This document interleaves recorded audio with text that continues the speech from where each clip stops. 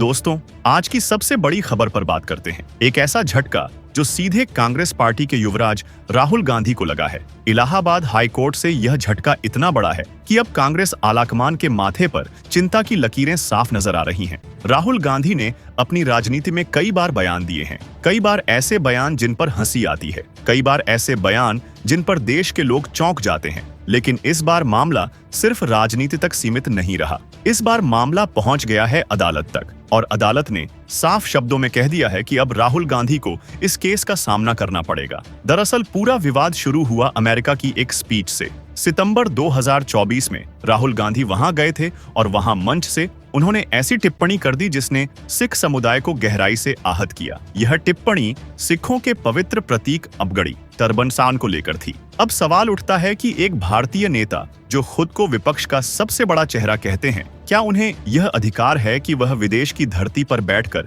भारत के किसी समुदाय की भावनाओं से खिलवाड़ करें? अब जरा समझिए कि यह मामला कोर्ट तक कैसे पहुंचा। राहुल गांधी के बयान के खिलाफ एक शिकायत वाराणसी में दायर की गई। शिकायत में कहा गया कि राहुल गांधी ने न केवल सिख समुदाय का अपमान किया बल्कि उनके धार्मिक प्रतीक का भी मजाक उड़ाया। शुरुआत में मजिस्ट्रेट कोर्ट ने कहा कि यह बयान विदेश में दिया गया है, इसलिए यहाँ केस नहीं बनता। कांग्रेस नेता राहुल गांधी ने कहा, सबसे पहले तो आपने यह समझना होगा कि यह लड़ाई राजनीति के बारे में नहीं है। लड़ाई इस बात पर है कि क्या एक सिख को भारत में पगड़ी या कड़ा पहनने की इजाजत दी जाएगी या वह एक सिख के तौर पर गुरुद्वारा जा सकेगा। लड़ाई इसी को लेकर तो आपसे एक सिख के तौर पर बात कर रहा हूं और सिर्फ उसके लिए नहीं, सभी धर्मों के लिए है। लेकिन शिकायतकर्ता ने हार नहीं मानी, उसने हिम्मत दिखाई और अपील की और नतीजा यह हुआ कि जुलाई 2025 में वाराणसी की MP MLA स्पेशल कोर्ट ने इस याचिका को स्वीकार कर लिया। राहुल गांधी घबरा गए। उन्होंने सोचा कि हाई कोर्ट जाकर राहत मिल जाएगी, लेकिन आज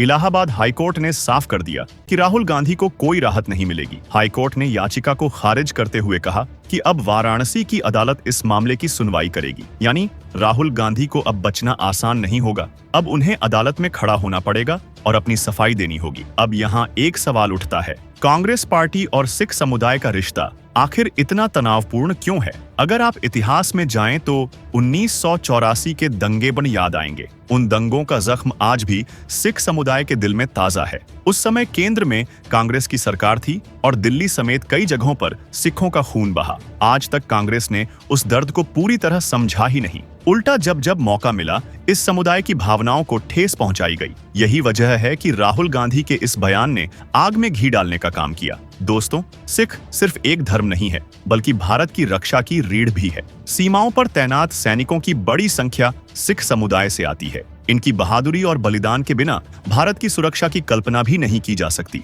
और उसी समुदाय की पगड़ी का मजाक बनाना, क्या यह केवल लापरवाही थी या फिर सोची समझी राजनीति? यह सवाल आज हर देशवासी पूछ रहा है। एक और बड़ा सवाल यहाँ खड़ा होता है, आखिर राहुल गांधी को अपने ही देश की छवि को खराब करने की इतनी जल्दी क्यों रहती है? भारत की धरती पर उन्हें इतना भरोसा क्यों नहीं है कि वे यहाँ खड़े होकर अपनी बात कहें? क्यों उन्हें बार बार अमेरिका, ब्रिटेन, जर्मनी या फिर किसी विदेशी विश्वविद्यालय का मंच चाहिए? भारत का संविधान उन्हें आजादी देता है, बोलने का अधिकार देता है, लेकिन क्या यह अधिकार इस बात की इजाजत देता है कि आप विदेश जाकर अपने ही देश के समुदायों को बदनाम करें? राहुल गांधी के इस रवैये को लोग अविदेशी राजनीतिज्ञ कहते हैं और यही रवैया कांग्रेस पार्टी की सबसे बड़ी कमजोरी बन चुका है। जब जब चुनाव आते हैं, राहुल गांधी कुछ ऐसा कह देते हैं जो कांग्रेस की नाव को और ज्यादा डुबो देता है। अब बात करते हैं अदालत की। इलाहाबाद हाई कोर्ट का फैसला केवल एक याचिका खारिज करना नहीं है, यह फैसला एक संदेश है।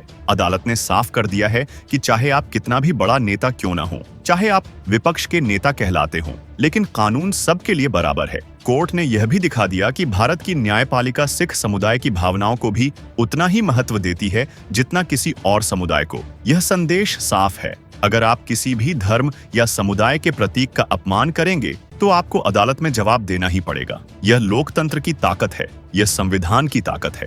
अब जरा जनता की नब्ज देखिए। सोशल मीडिया पर गुस्सा साफ दिखाई दे रहा है। ट्विटर, फेसबुक, इंस्टाग्राम, हर जगह राहुल गांधी को घेरा जा रहा है। सिख समुदाय से जुड़े संगठन जैसे शिरोमणि अकाली दल पावर ने सीधे कहा कि यह फैसला देर से आया है लेकिन सही आया है। लोग पूछ रहे हैं कि राहुल गांधी बार बार क्यों ऐसी गलती करते हैं, क्यों वे हर बार ऐसी लाइन पार कर जाते हैं जहां से वापसी आसान नहीं होती। आज देश के युवाओं में एक ही सवाल है, क्या राहुल गांधी खुद को नेता कहने लायक हैं? क्योंकि नेता वह होता है जो जोड़ता है, बांटता नहीं। नेता वह होता है जो देश की एकता और सम्मान की रक्षा करता है, न कि उसे विदेशों में जाकर कमजोर करता है। यह फैसला कांग्रेस पार्टी के लिए भी किसी तूफान से कम नहीं है। चुनावी मौसम में जब हर सीट पर संघर्ष है, तब पार्टी के सबसे बड़े चेहरे के खिलाफ ऐसा मामला अदालत में चलना कांग्रेस को भारी नुकसान पहुंचा सकता है। कांग्रेस के अंदर ही बेचैनी बढ़ गई है। सोचिए, जो नेता खुद को प्रधानमंत्री पद का उम्मीदवार दिखाना चाहते हैं, वे अब अदालत में कटघरे में खड़े होंगे।